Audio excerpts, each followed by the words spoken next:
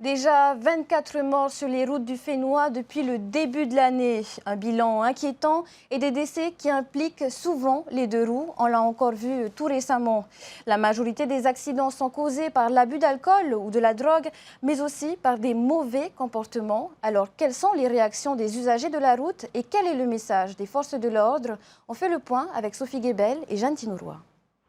Qui dit véhicules en augmentation sur les routes dit nombre d'accidents en hausse. Mais ce n'est bien sûr pas la seule cause. Plus que jamais, la gendarmerie martèle son message de prévention. Car les chiffres ne sont pas bons.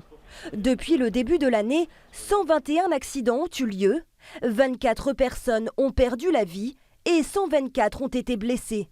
La situation est préoccupante. Les gens se comportent avec un certain relâchement, on peut dire. Certainement l'effet post-Covid, mais il faudrait vraiment que les gens reprennent conscience qu'il faut respecter les règles du code de la route. Les chiffres de 2022 sont plus inquiétants que ceux de 2019, année sans restriction Covid. Des chiffres qui impliquent toujours plus les deux roues.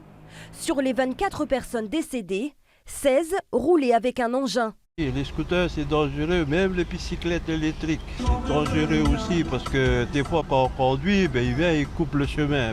Nous, on est obligé de faire attention. Il faut dire aux gens, il faut avoir le respect de la route. Ils sont dangereux. Et ils sont là à couper la route des voitures et du coup, après, on tamponne. Mauvais comportement sur la route ou manque de formation entre les automobilistes et les conducteurs de deux roues. Chacun se rejette la responsabilité. C'est plutôt les voitures. Et des fois, elles ne font pas attention aux scooters quand ils passent. Ils aiment bien s'engager comme ça. Des fois, ça me fait peur aussi de prendre avec tous les accidents qu'il y a sur la route. Ça me fait peur aussi d'être en scooter. Il y a les automobilistes qui ne font pas attention, qui ont peut-être pensé à autre chose. Il y a les scooteristes qui roulent comme un fou. Au-delà des incivilités, l'alcool et les stupéfiants restent en tête des causes d'accidents en Polynésie. Une inconscience qui peut mener au drame.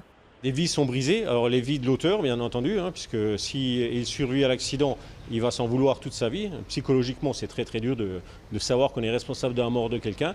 Et la vie des êtres chers de la personne décédée est brisée également. Il faut que les gens qui utilisent la route et les moyens de déplacement prennent conscience que le respect du code de la route est primordial. Autre facteur inquiétant, le nombre de personnes roulant sans permis en augmentation. La prudence reste donc plus que jamais de mise, alors que l'on compte plus de 3000 nouveaux usagers sur nos routes ces dernières années.